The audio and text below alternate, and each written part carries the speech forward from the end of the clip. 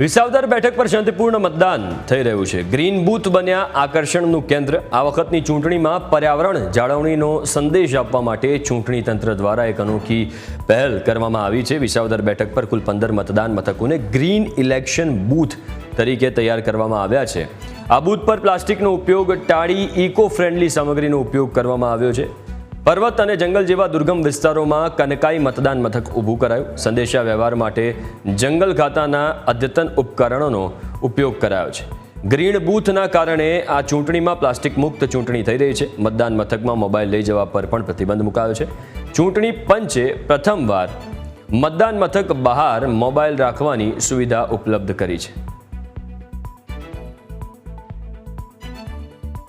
આપણે નવા ઇનિશિયેટિવ તરીકે પર્યાવરણના જતનના ભાગ સ્વરૂપે માનનીય કલેક્ટર સાહેબ અને જિલ્લા ચૂંટણી અધિકારીના માર્ગદર્શનમાં આપણે પ્લાસ્ટિક મુક્ત ચૂંટણી આ વખતે કરી રહ્યા છે।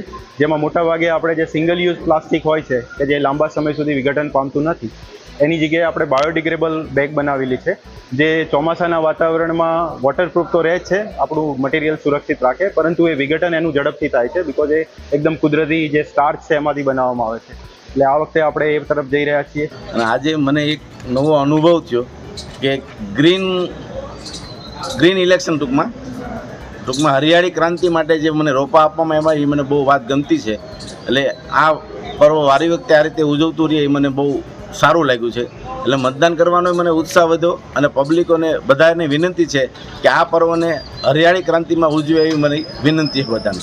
અને મતદાનને જે વ્યવસ્થા ગોઠવેલી છે એ અતિ સુંદર અને સુશોભન સાથે છે। અને સાથે અમને વૃક્ષારોપણ માટે એક વૃક્ષ પણ આપવામાં આવેલ છે, એ અમે અમારી વાડીએ અથવા ઘેરે સોંપશું। અને આ લોકશાહીમાં જે બધા ભાઈઓ પવિત્ર રીતે મતદાન કરે એવી સૌને વિનંતી છે। દરેક મતદાન મથકથી જે મતદાતાઓ આવે છે તેમને છોડ પ્રતિકાત્મક રૂપે ભેટ આપવામાં આવે છે। અને લોકશાહીમાં જેમ મતદાનની જરૂર છે તેમ પર્યાવરણના જતન માટે વૃક્ષોની પણ જરૂર છે।